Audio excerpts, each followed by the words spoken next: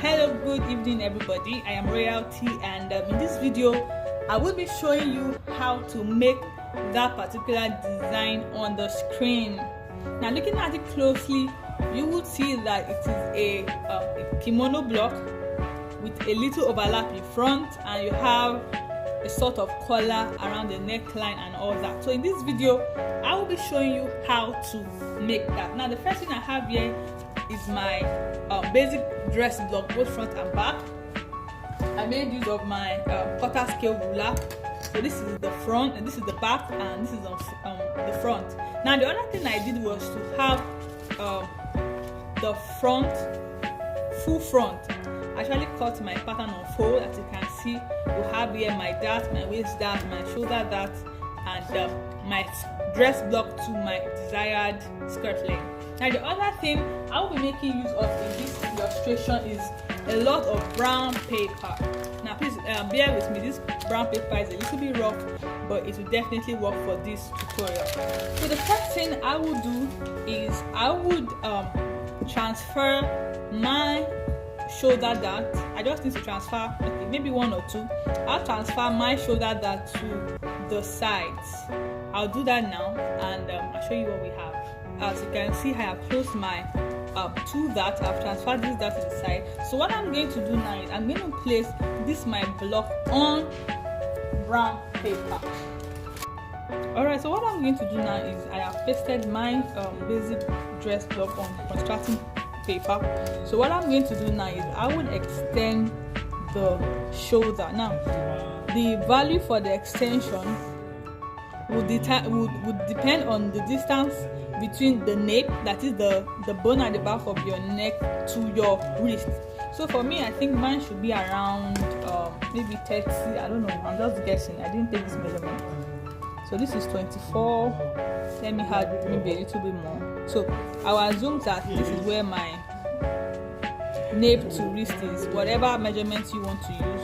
So what I'm going to do right now is that from this point I will square it down. Now, when you square it down to your desired width, now my wrist opening is 9 inches, but looking at the design, the width of around the wrist area is a little bit wide, so maybe I'll make it more than that. Actually, my wrist is about 7 inches, but probably you'll make it 10. The choice is all yours. So what you do is just take it in a little, probably about 1 or 2 inches, 1.5, just to have a defined wrist region. And from here, depending on the design, you can actually take it to your desired hem. The choice is all yours. Something like this. The choice is all yours. But one thing I want you to notice is that when you look at the neckline, let me shift it a little bit closer. When you look at the neckline, we have a little overlap in front. Now, the neckline, for the neckline, you have to determine the width of the neckline.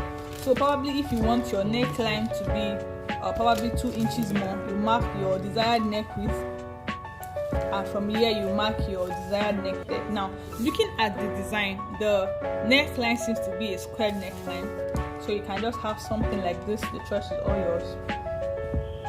Or what I can just do instead is, since I want the neckline to be symmetric, I think I'll just fold it this way. Now, I'm actually made use of an old calendar, so please do not mind. So I'll just measure out the neckline like so.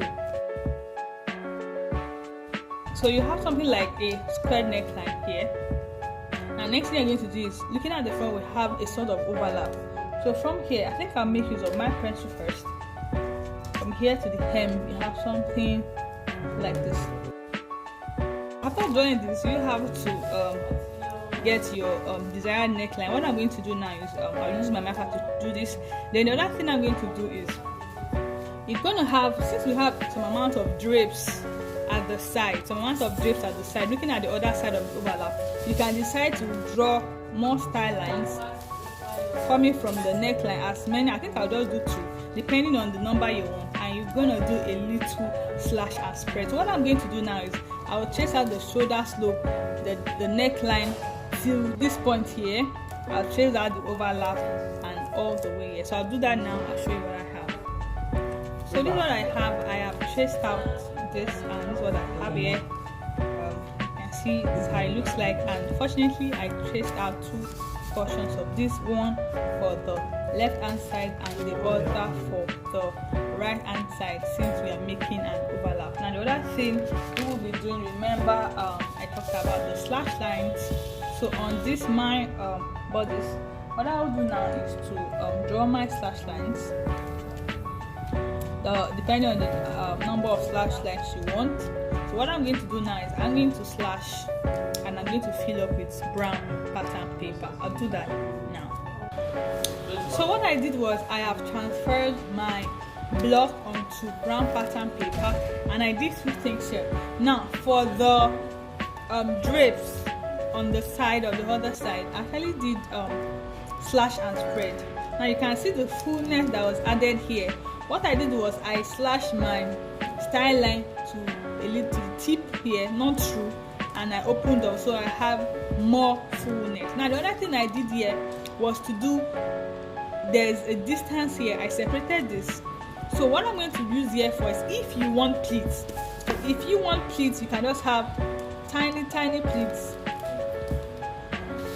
If you want pleats, but on this side you do not have pleats. Now remember that this is the right side, and here is for my left side. So what I'm going to do is, if you want pleats, remember that at the end of it all, the distance here and here should fit into what you have from here to here. So if you want pleats, remember you do this and you would pleat it inside. Now what you will do is that you can begin by just stop stitching. If you want pleats, ensure that everything fits into this neckline here. So what I have here is my back block. Now what you're going to do with this back block is to ensure that you do the same thing. Remember what we did to the front block, how we extended the shoulder slope. Remember the neck width. So for the back, I think the neck width I used was 2 inches. So you can just measure in 2 inches like so. You can leave the neck or you increase the neck depth, so you have something like. Now for this, you do not have to make a square neckline. You can just leave it round this way. So what I'm going to do now is I'm going to cut it out. So this is what I have for the back. Please remember to make the back a kimono just like this one, but for illustration's sake I will not be doing that. Now the other thing you will be doing, which we will be talking about this evening, is the collar. So what you're going to do is, remember we should have something like this. Now for my back block here, I have here my shoulder dart. So what I'm going to do is I'm going to transfer my shoulder dart into my armhole so I can have a bigger armhole. I'll do that now and I'll show you what I have.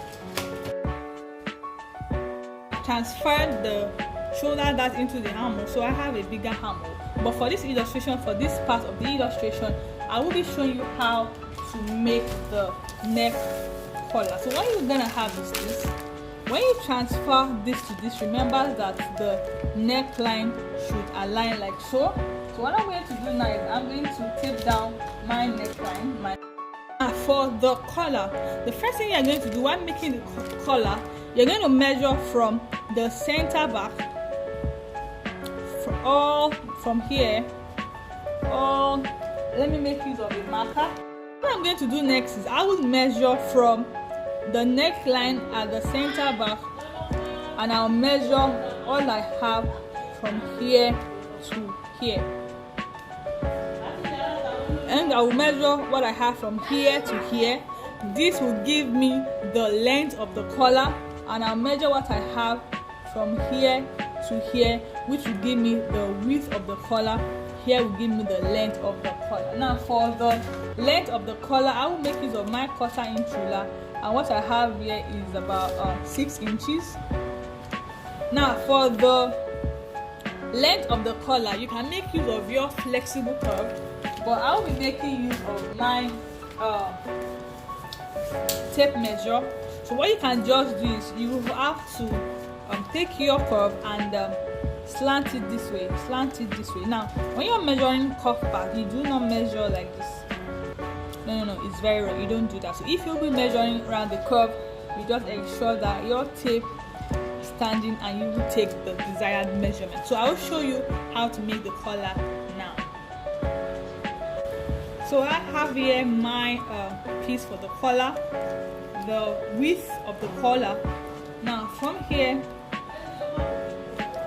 to here is the width of my collar and is equal to the width of the neckline. From here to here aligns. Now the length of my collar from here to here is the distance between here to here. So what I have here is, I'll fix it here this way. You can see it matches up. I have it this way. Now what you're gonna do is, if I'll be making this, I prefer to have the center, you have it this way. I actually call this one fold, so you have it this way. Remember, this will come one side and this will be for the other side of the neckline. Now how will you fix this collar? If this is what you have, remember this is for the side. Now this is a full collar, this other side will go round. What you're going to do is, if you have it this way, from here, if you do not have a zipper, now if you don't even need a zipper, so you're gonna put it this way, you fix it this way. You remember to add your joining allowance, remember to add your joining allowance all around. So you fix it this way. This will be attached to this place this way. Now and when you get here, when this is fixed to this way, let me drop my marker.